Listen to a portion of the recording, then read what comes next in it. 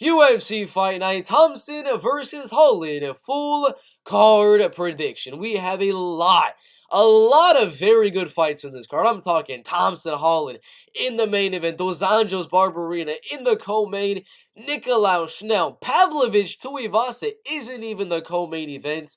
Isn't even the main, it should be the main event if I'm being quite honest with you, but this fight, not even the co-main event. We got Hermansson and Brunson, top 10 middleweights, and we have the prelims that are absolutely amazing. We had undefeated prospects starting off the card, Yazmin and Francis Marshall. We got veteran Darren Elkins, veteran Michael Johnson, veteran Clay Guida, veteran Angela Hill. We got so many veterans, so many rising prospects on this card. I mean, UFC Fight Night, Thompson versus Holland is looking absolutely amazing.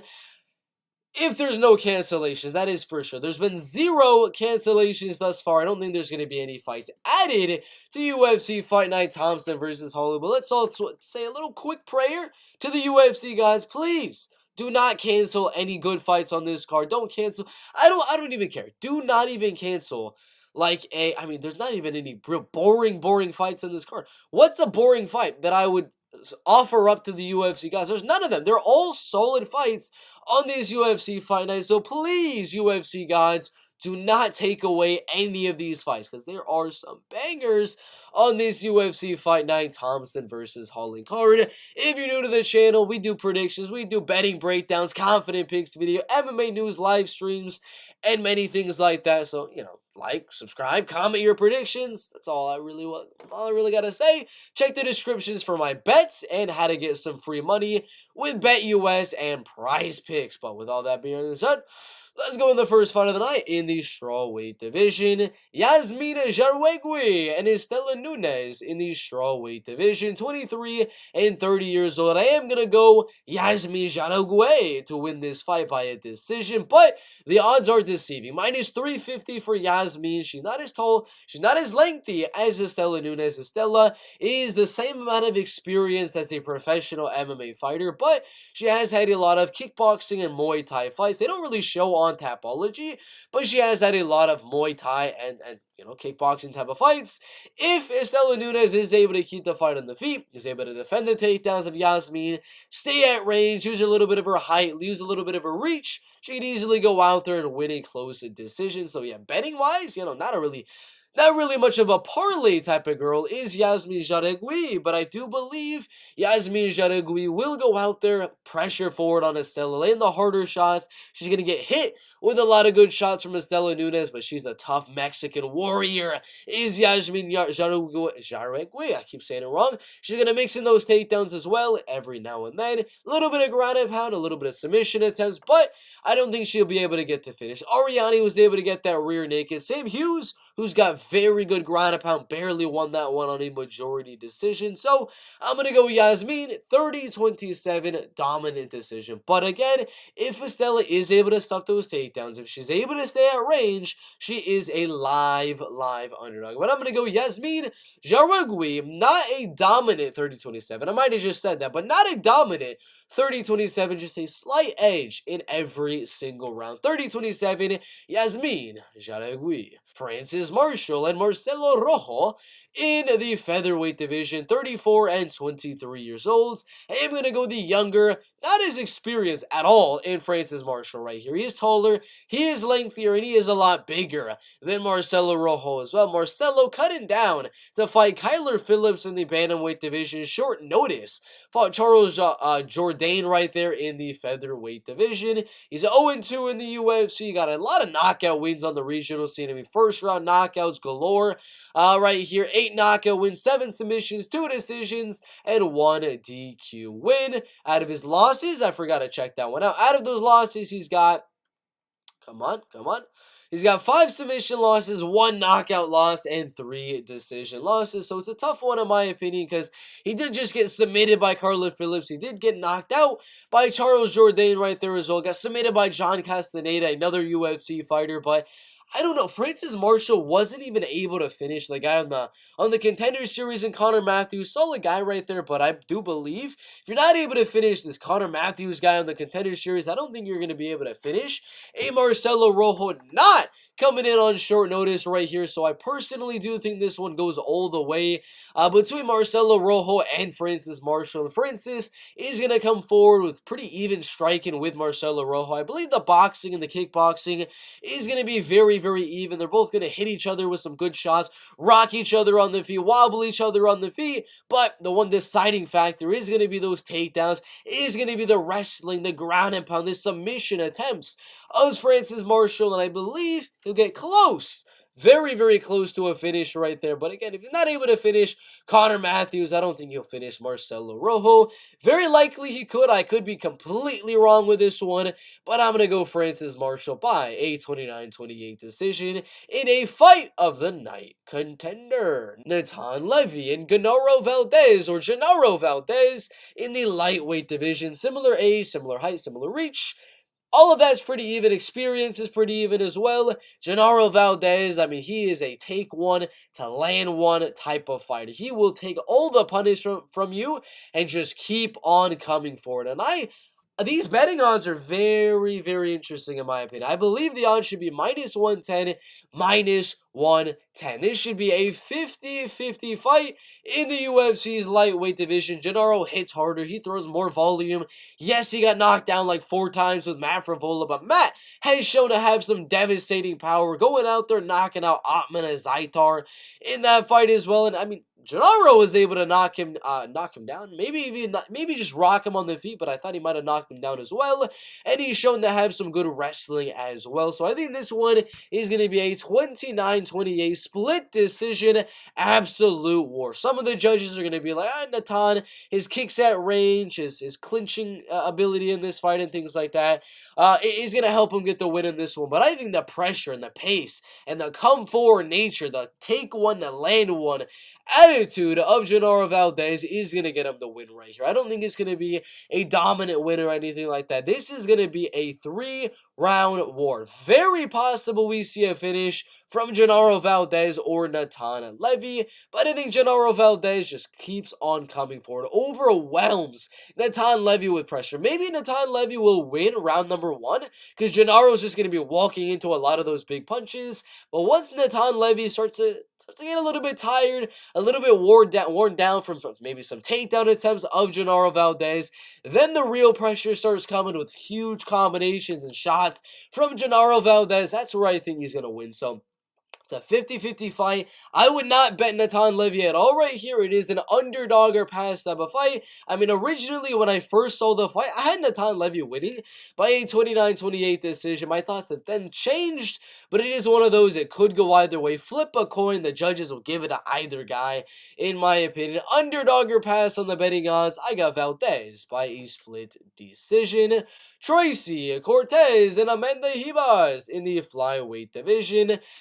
It's a tough one. It is a very, very tough one. Now, it should be simple, right? It should be simple. I should go Ribas 29-28 decision. That's what I should go, right? I mean, she's a better striker. She's got better jiu-jitsu. She's got arm bars. She's got rear nakeds over and over and over. She's got very good judo, very good hips, trips in the cage, good takedown defense as well. Very good at keeping the fight on the field. Was able to defend a lot of the takedowns on Verna Jandiroba. Was able to do very good in the striking with Caitlin Chukagian as well, and in my opinion, possibly even win that fight. So I should be going with Amanda Ribas to win this fight, right? She's more well-rounded. She's a better striker, better jiu-jitsu. She's got good takedown defense. Should go Amanda Ribas, but I'm not.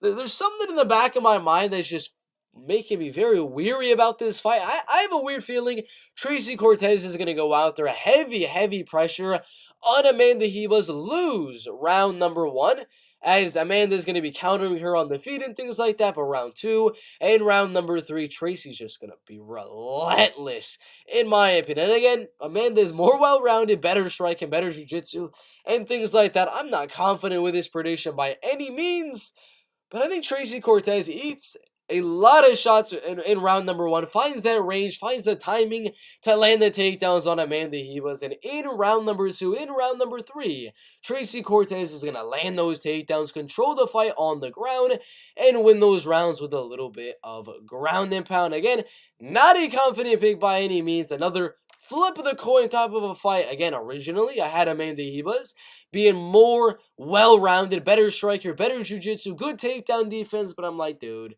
Tracy always finds the way to get the fight to the mat. There's not been a single fight where I've seen her not be able to get the fight to the ground. Even against Erin Blanchfield, who we've been seeing do absolutely amazing in the UFC, and is about to go on at the top 10, the top 5 of the UFC's flyweight division. I mean, if we go on right now to the damn UFC rankings, and we see that Tracy Cortez has a win over Erin Blanchfield. Yes, it was a split decision, but she's number 13. Tracy Cortez is at number 13 in the flyweight division. She's got a win over number 10.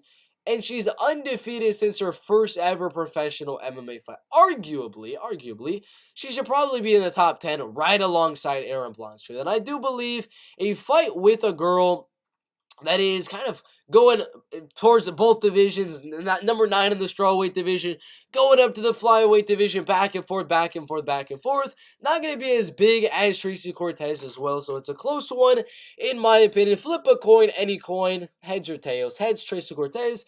Tails being Amanda Ribas. I got heads. Let's flip this coin. I got Tracy Cortez using the wrestling to control and win a 29-28 decision.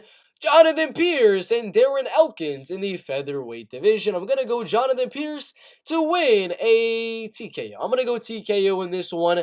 Darren Elkins was able to survive against Nate Landwehr and not get finished. Beat Eduardo Garagori, beat Derek Minner, but he got knocked out by Cub Swanson in their fight. Just a heck of a lot of pressure and volume in there. He is 38 years old, which gets me a little weary there. There's going to be a lot of blood as well, with all the scar tissue and things like that of Darren Elkins. But GSP, Jonathan Pearce coming off a second round TKO win on Mako Namirakani. That TKO on Kai Kamaka beat Omar Morales, Christian Rodriguez, only losing to Joe Lozon in round number 1.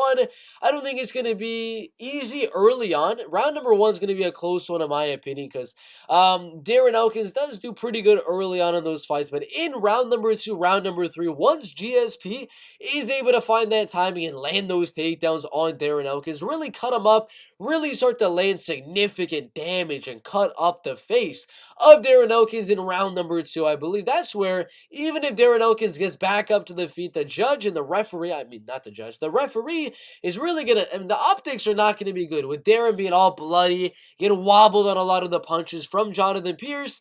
I believe we're going to see a standing TKO. I could be wrong here. Darren Elkins is a very, very tough guy. He could survive to a unanimous decision, but I think Jonathan lands the takedown in round number 1, cuts him up pretty badly, keeps on cutting him up in round number 2, and then he's going to hurt him on the ground a little bit, get his back to the cage after Darren Elkins gets up from that takedown, and Pearce is just going to start wailing on Darren Elkins, whose chin, as of right now, I don't know what to think about Darren Elkins' chin, but I think he's going to start to land a lot of shots in the clinch on Darren Elkins, enough to put him away. I got Jonathan Pearce by TKO in round number 2. Michael Johnson and Marc Diakiese in the lightweight division. I'm going to go Marc Diakiese. Not a confident pick, because Michael, in my opinion, beat Jamie Mullarkey. That was a robbery in my opinion. Was able to knock out Alan Patrick, only losing to Stevie Ray, Thiago Moises, and Clay Guida. But you got to remember, Clay Guida is a wrestler. Thiago Moises is a grappler. Stevie Ray was not really the biggest wrestler, but he was able to take that fight down and control it on the ground.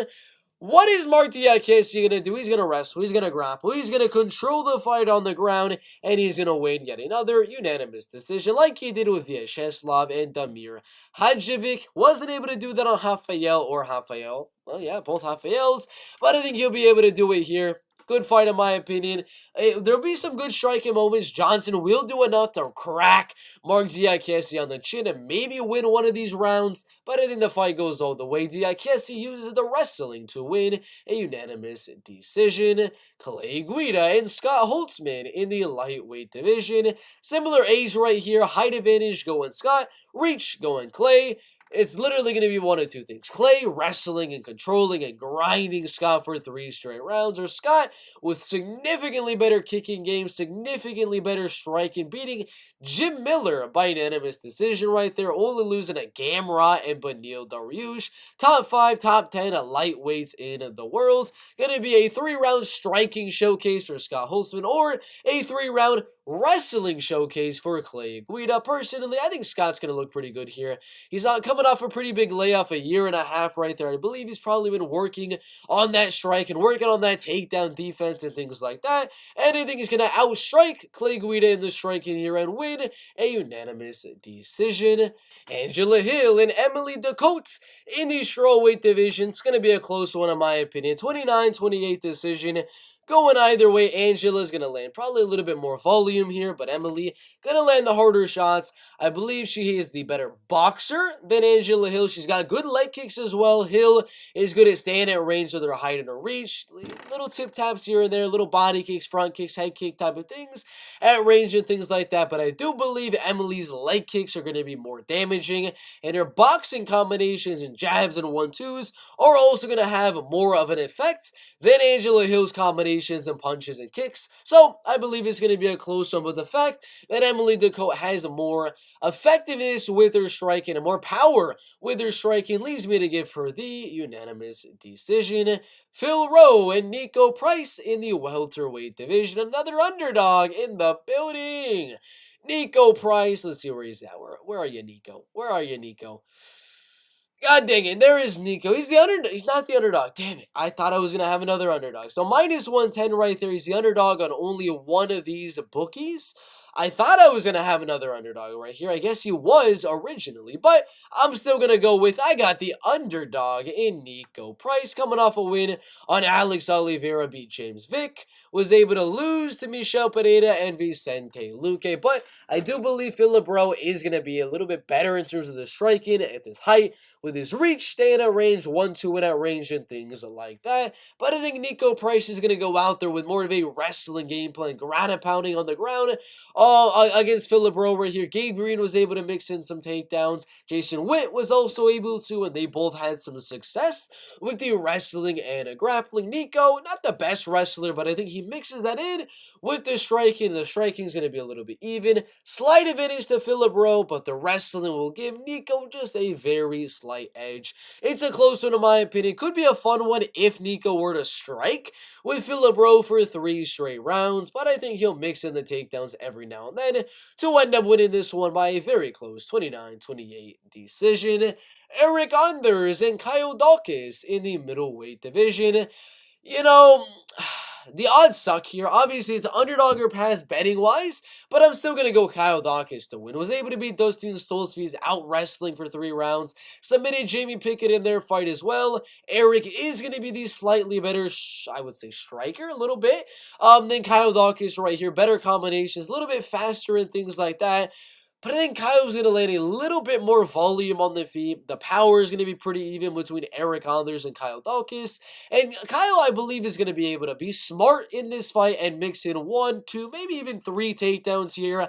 Obviously, if Eryk is able to defend those takedowns and just land the harder shots on the feet, then Eryk is going to win the fight. But I think Kyle will mix in those takedowns, and those will get him the win on the scorecards. Kyle by decision. Jack Hermansson and Darren Brunson in the middleweight division. I'm going to go Jack by unanimous decision, 29-28. I think round number 1, I think Darren Brunson is going to win. He's going to take down Jack Hermansson, control him on the ground. We're going to be another boring 30-27 domination from Darren Brunson. But Hermansson is going to come back in round number 2, round number 3, moving on the feet, staying at range on Darren Brunson, getting away from the takedowns, defending those takedowns, and that is where he's really going to start to pick up the pace with his strike, start to go to the body of Darren Brunson to work on the gas tank of Derek, because Derek is known to fade a little bit in round 2 and round number 3. Hermansson will hurt Darren Brunson in round number 3 as well. Win round 2, win round 3, lose round number 1. I got Hermansson winning by 29-28 decision. Tai Bam Bam Tuivasa and Sergei Pavlovich in the heavyweight division. I'm going to go the underdog, Tai Tuivasa, to win.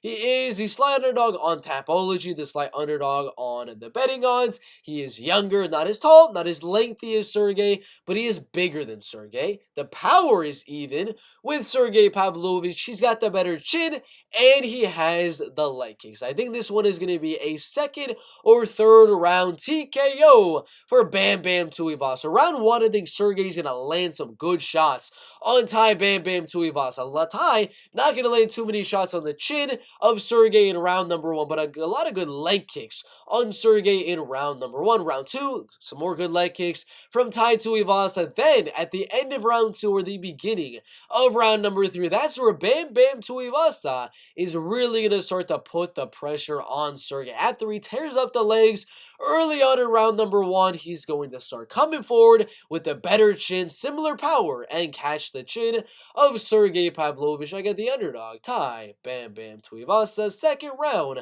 or third round TKO. Matt Schnell and Mateusz Nicolau in the flyweight division. Simple one right here. Mateusz is better striker, is the better grappler, he's the better wrestler. He's overall the better fighter, but Matt Schnell is a little bit better when it comes to those deep and dark situations in the UFC, like we saw with Suma Derji and Tyson M. If it's like a really close one, back and forth, they're both tired and things like that, that is where Matt Schnell is really going to shine. But Mateusz Nicolau is going to keep the fight at range, make the striking pretty even, jab and 1-2 and leg kick, and just kind of point fighting in the striking, mixing in those takedowns, and just simply controlling Matt Schnell on the ground. Not going for any finish, not going for a submission or a TKO, just little taps on the ground, and I think he'll do that to win a unanimous decision, rescheduling him for Brazil, UFC 283. Rafael dos Anjos and Brian Barberena in the welterweight division. This one's simple. Brian, he's a good striker. I mean, he was able to get a decision on Darian Weeks, Matt Brown, and a TKO on Robbie Lawler, but got out wrestled and dominated by Jason Witt, who is really not good. He just retired from MMA, has a horrible chin, and he's just a good wrestler. Javier Dos Anjos is also a good wrestler. It's a simple one in my opinion. Dos Anjos' striking also is not too bad in my opinion, but I think the wrestling is really going to be there for Rafael Dos Anjos here. I think he dominates Brian on the ground for a nice 30-27 unanimous decision. Stephen Thompson and Kevin Holland in the welterweight division. I'm going to go Kevin Holland to win this one by a decision. Let's go 48-47, Kevin Holland. Round 1. We're going to go to Stephen Wonderboy Thompson. He's going to stay at range, let a little bit more volume. That's where Kevin's going to start to find his range to mix in the power shots on the feet. Round 2, I think Steven's going to be winning that round for the most part, and then Kevin's going to catch him with something big, start to hurt Stephen Wonderboy Thompson in round number 2. Round number 3, I think Steven will come back with a good round, outstrike Kevin Holland in round number 3. Round 4, Holland's going to mix in the takedowns, a little bit of wrestling. Striking will be even. We'll give that one to Kevin Holland. Going to come down to round number 5. They're going to have to dig deep. Kevin is going to pressure forward, land some big shots. Thompson is going to land some big shots. Holland is going to land a takedown in the last minute of round number 5. A little bit of ground and pound, almost latching a rear naked choke submission, and I think Kevin Holland wins round number 2, round number 4, and round number 5 to win this fight by a unanimous decision. But it's a close one in my opinion. I believe Holland is going to win this fight only if he mixes in the takedowns. That's the only way Holland wins in my opinion, because he could easily go out there, get outstruck by Stephen Thompson for the whole entire round, catch him with something big, mix in a takedown, and he could win those rounds. But he needs to mix in those takedowns, and he needs to have those big moments where he's able to hurt Stephen on the feet or mix in those takedowns on the ground. It's a close one, but I'm going to go Kevin Holland by a very close 48-47 decision. That is it for UFC Fight Night Thompson Holland. I got Kevin Holland, who's up minus 110, 50-50 favorite. Javier Dos Anjos, 4-1 favorite. Mateusz Nicolau, 2-1 favorite, I believe. Might be a little bit more than that. 3-1 favorite, my bad. Tai Tuivasa, a 2-1 underdog. I have him winning. Jack Hermansson, a 1.5-1 underdog. Kyle Daukaus, 2-1 underdog. Niko Price, an underdog on some of the bookies, I'd say. Emily Ducote, 2-1 underdog. Scott Holtzman, 2-1. Diakiese, 2-1. Jonathan Pearce, 4-1. Tracy Cortez, underdog. Genaro Valdez, 2-1 underdog. Francis Marshall, 2-1 favorite. Yazmin Jauregui, 3-1, 4-1 favorite. So we got Genaro, Tracy, Niko Price, tie Tuivasa. So we got about 4 underdogs on this card, maybe 5 if Kevin Holland can get there, but I don't know. Yeah, we got a lot of underdogs on this, so make sure to like and subscribe. Put your predictions down below, and we'll see you in the next one.